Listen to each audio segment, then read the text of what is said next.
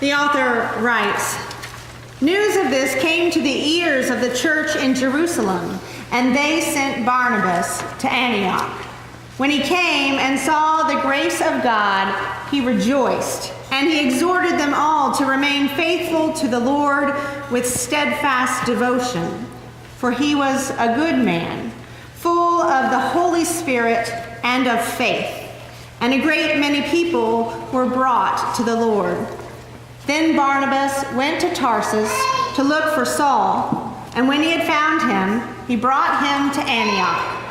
So it was that for an entire year they met with the church and taught a great many people. And it was in Antioch that the disciples were first called Christians." The word of the Lord. Thanks be to God. Appreciate it. I thought we would start, since you were here from the very beginning of this congregation, can you tell us a little bit about how St. Barnabas Presbyterian Church got its start? Well, am I too loud or too soft? You're great. My family moved here in 1957 and to the western part in the 1200 block of Danville Drive. And very little in that area had been built at that time. No streets were behind us. We were the only street. And we met our neighbors, and Millie and Jim Wallace were Presbyterians, and so all of us went to the only Presbyterian church in town, and that was on the east side. First Presbyterian Church is there this day, today. And when we saw a sign in the yard in the 1200 block of Beltline saying "New Presbyterian Church coming soon," we thought we'd look into it and discovered that it going to have the first service at Richardson Heights Elementary School. So we decided to go to that first service. And after the service was over, the organizing minister was Dr. David Detweiler, and he invited anybody who wanted to sign that first day. So we were part of the 35 people who signed. And so that was the beginning, very beginning of the church. And very soon after the church started, a house was being built on the property at the 1200 block of Beltline. And I think that was only made possible because of Presbytery. I hadn't even heard, I'd been a Presbyterian all my life, but I'd never heard of Presbytery. But they were very supportive, both financially and with giving us guidance in the early days of the church. And Dr. Detweiler very soon asked people to take some responsibility. He asked Millie and me if we would call on everybody who was visited the church the previous Sunday. We called on the people who lived on the west side of Richardson, and there were 2 other people doing that on the east side. And at that time that the church started, I had a 4-month-old baby.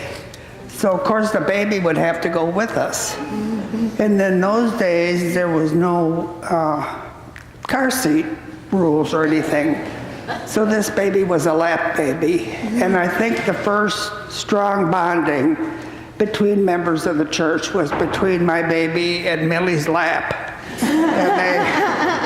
And very soon afterwards, maybe a couple months, Dr. Detweiler came to me and said, "I want you to start a women's association." Well, I'd been a Presbyterian all my life, but I didn't know there was a women's association because I was working all the time. So he said, "I will get you help." And between the ladies of the First Presbyterian Church who called me and invited me to go to a circle and find out what it was all about and where to send for teaching material, and then I talked to the ladies of St. Barnabas, and we started a circle. It was a Monday night circle, and that same group lasted for many, many years. It finally became a morning circle because people got so old they didn't want to drive at night. But that's how everything in the church did. Nobody knew what they were asked to do, but between guidance from Presbyterian and people, the kind people in First Presbyterian, we made it happen. And so that's how we got started. And then after a few months, the house was built, finished. And in that time when we moved into the house, there was no divider between the two front rooms, so that whole area was the sanctuary. And as we grew in number, then we added on and stretched out all the way through the breezeway. And the choir was located in the area that was designated for the kitchen. So pretty soon they were called the kitchen choir. But when we finally had more people coming on Sunday morning than the house could handle, then we were having the service in the hallway of the high school that had just been finished across the way. And so that we met in there until finally the chapel and the first building 1 was completed, and we moved into that building. But see, this house had been a church, and then it had been a manse, and now it's the retreat that Lil Smith is in charge of. And so it served many purposes. And at some point in time, I thought, we worshiped in cafetorium of the grade school, and then we worshiped in a house, and then we worshiped in a hallway, and none of them looked like a church. And it occurred to me that I am the church. The congregation is the church. We choose our pastors. We elect our elders and our deacons and our trustees. But I am the church. And I think that made a difference to me, ever after that. If I miss a few weeks or months because I'm pretending I'm sick or something, I come back and I said, this is my church. This is my church family. And it's always felt like that to me. So we also had people coming to join the church that were moving in because the new companies were coming to Richardson, and so that's how we all got started. So obviously, we've grown from those first 35 members, but we've not only grown in numbers, but we've grown in depth too, I think. And I was wondering if you could talk a little bit more about the ways St. Barnabas has grown over the years that you've been here. Well, I think back to the very beginning. There was a family that joined the church that owned a farm, and they invited everybody to come to the farm that first summer of 1959 to have a picnic. And shortly after that picnic, the land was sold, and it would turn into suddenly there's all these houses and streets there, and that became what we think of as the Indian Nation, and all those houses that were built on either side of Mimosa Drive in that area. And there was companies like Collins Radio moved in. I could look out my kitchen window and see them building Texas Instrument, on the edge of, and many, many more companies were coming in that next decade. And I was involved in taking the census in 1960 First, I took the census in my own area, and then I took it in the extended census. And when I would go to one of the houses that was off of Campbell Road, north or south, I would often be turning into a dirt road that led to a farmhouse, and most of these farms had outhouses. And between 1960 and 1970, all of that had changed. You know, all that area was filled, and all the way up to the county line and even beyond was filled with houses and churches and schools and shopping centers, so there was huge growth. And most of the people who were coming to St. Barnabas had moved away from their family and their close friends. So the church really became a very strong family, and we provided for everybody. And I think that lasted for quite a long, maybe even till today. And one of the things that I was interested in when we talked before was we had deacons pretty early on, and you said you realized pretty quickly that we might not need a diaconate because everyone was taking care of everyone else. Everyone in the church was functioning. Yeah, in 1961, they decided to elect deacons. And I remember, because I was one of them, but we had nothing to do.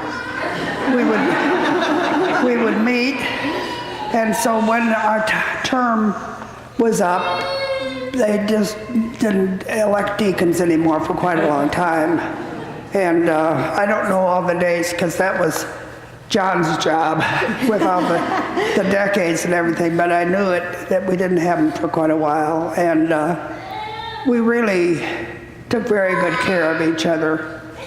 I remember one day, maybe a few years later, when that baby I mentioned earlier was maybe 4 or 5 years old, came into the kitchen, and he spotted a cake cooling on the counter, and before he let himself get excited about it, he said, "Is that for us or is that for some sick lady?"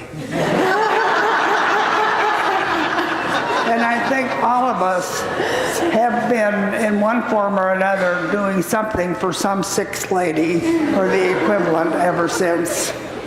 And I think the growth of business and all the people moving in here and the people needing a family was what really helped us grow and become what we were. At the first service, I kind of recounted our conversation for those who were here for the first service. And I was telling them about the things that I was thankful for about St. Barnabas. And some of you may or may not know this, but when I interviewed here for the associate pastor position, I said, my family will not be coming to church at St. Barnabas because they were members at Preston Hollow, and they had stayed at Preston Hollow during my tenure at the church I was at previous to this church. And my first Sunday here was Deck the Halls, and everyone surrounded my family. And the next Sunday, my husband and all 3 of my children came to church here, much to my surprise, and they have been coming ever since. So one of the things that I'm most thankful for is that St. Barnabas has given my family a church home and a church family. And we talked about a lot of the things that you were thankful for. Can you share with everyone some of the things that we talked about for which you're most thankful? Well, I don't even know where you start, but I'm thankful because we were always a welcoming church. Everybody, I know people who told me, when I was coming as a visitor, somebody started talking to me in the parking lot, and by the time I got into the church, she offered to pick me up and take me to a circle meeting. She wasn't even in the church yet. And I think that whole attitude has lasted a long time.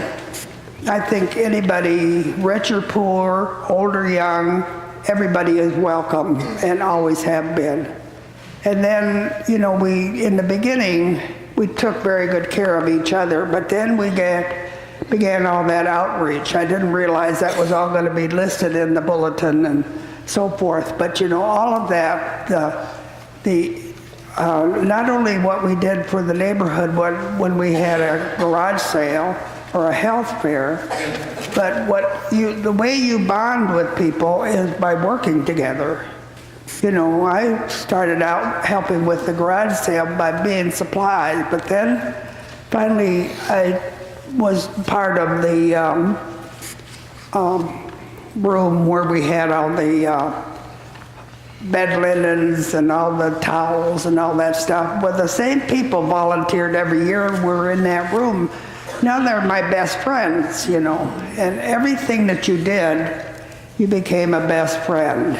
And there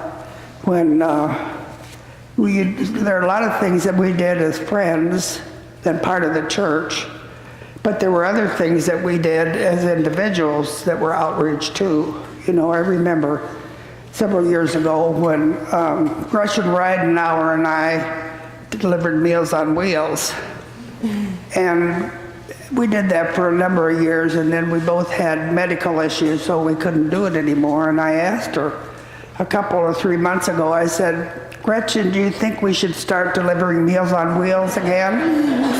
And she looked at me and she said, "I know I'm too old. And if she's too old, I know I'm too old." But, we really did become good friends with everything that we did. And I'm sure that people who volunteered at Network, it was the same thing. And I think a lot of people joined this church by meeting people through volunteering work. I know my husband, all through the years of raising our children and all the years that I've been a member, was never a member.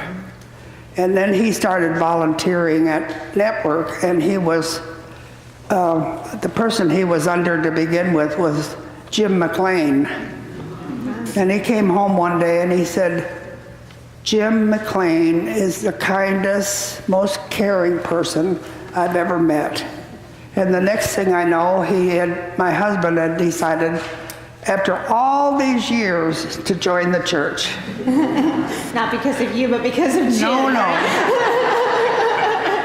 And we'd gone on many vacations with Jim and Diane Price, and they never were members of this church. But one day, Diane came to me and she said, "We're going to join St. Barnabas." But she said, "Not because of you."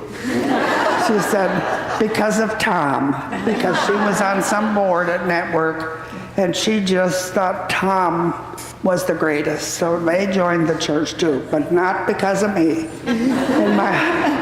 But I think, that probably happened, and I can only tell of my own personal experiences, but I'm thankful for all the things that we did in the way of outreach in the community, not only in immediate community, but with all the things with compassion now, and with our relationship with Boy.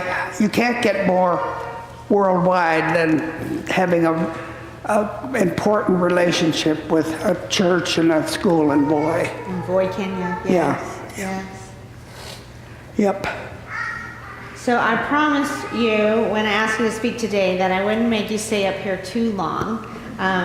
But when we met a few weeks ago, you voiced adamantly your hopes and your dreams and your visions for the future of St. Barnabas. And that was really meaningful to me because you, and really no one in this church is someone who really just looks back and holds on to a history and holds tightly the good old days, but you're still forward thinking and thinking about all the things that we're going to do next. And so I was wondering if you could share with everyone a little bit more about your hopes and dreams for the future of St. Barnabas. Well, I hope we continue to do what we're doing and search for ways of outreach. I think Aren't these pretty? I think of our surrounding people are getting older, and maybe many people would benefit from Meals on Wheels, and maybe we could be a pickup place where when Gretchen and I were going to a Presbyterian church in Garland and delivering, but there may be a lot of needs around here. And we know that there are lots of people that are always coming in our neighborhood that have little or no English. And so if we could be a place where they could have ESL classes, or people in our group in our church that would be able to provide ESL, and just look in our neighborhood and see, because we know in all directions there's probably needs that we're not recognizing, like having the Boys and Girls Club now be part of our church. I think that's huge. And so I think that's my hopes for the future. One of the things that Cornelia told me when we met a few weeks ago, she said, I love that we're still emphasizing children and youth, and that we've invited the Boys and Girls Club to share space in our building. And by the way, what are we doing for them for next year, Christmas? So she's still very much wanting all of us to be involved. Yeah. Yep. Thank you for talking to us this morning. Yeah. Is there anything else you want to share? Well, I want to say that I hope, if I have a few wits still, I hope I'm here for the 70th. Yeah. And one last word. I want to say one more thing, and that is that baby, that lap baby that became a little boy, is here today. And I want you to see if you can find him. I'll give you one hint. He's tall.